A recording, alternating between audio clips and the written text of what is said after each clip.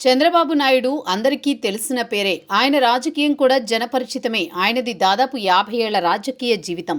కాంగ్రెస్లో పుట్టి అందులోనే మంత్రిగా పనిచేసిన చంద్రబాబు రాజకీయ పరమపద సోపానంలో అతి కీలకమైన సింహాసనాన్ని అతి చిన్న వయసులోనే అందుకున్నారు. కాంగ్రెస్లో మంత్రిగా అయిన పుష్కర కాలంలోనే ఏపీకి ఉమ్మడి ఆంధ్రప్రదేశ్లో తిరుగులేని అధికారంతో సీఎం అయ్యారు. ఇదంతా జరిగింది 3 దశాబ్దాల క్రితం. ఉమ్మడి ఏపీ రాజకీయ చరిత్రలో మరిచిపోలేని పేజీ ఏంటి అంటే చంద్రబాబు తొలిసారి సీఎం కావడం. అప్పట్లో రాజకీయ సంక్షోభం పెద్ద ఎత్తున సాగింది. జాతీయ రాజకీయాల్లో పెను సంచలనమైంది. దిగ్గజ నాయకుడు ప్రజాకర్షణలో ఎదురులేని నేతగా ఉన్న ఎన్టీఆర్ స్థానంలో ముఖ్యమంత్రి కావడం, అందున టీడీపీలో ఆయన చైర్లో కూర్చోవడం అంటే ఎవరూ ఊహించనిది. ఒక విధంగా చెప్పాలంటే rare feet. Never before never after అని కూడా అనుకోవచ్చు. అలాంటిది 1995 సెప్టెంబర్ 1న ఉమ్మడి ఏపీ ముఖ్యమంత్రిగా చంద్రబాబు పదవీ ప్రమాణ స్వీకారం చేశారు.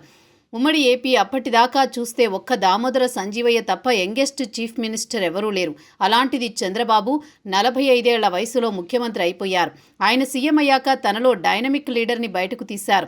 అసలైన చంద్రబాబు ఏమిటి, ఆయన చాణక్య రాజకీయం ఎలా ఉంటుందో నాటి నుంచే ఏపీ జనాలకు కానీ భారతదేశం కానీ కల్లారా చూసింది అన్నది వాస్తవం.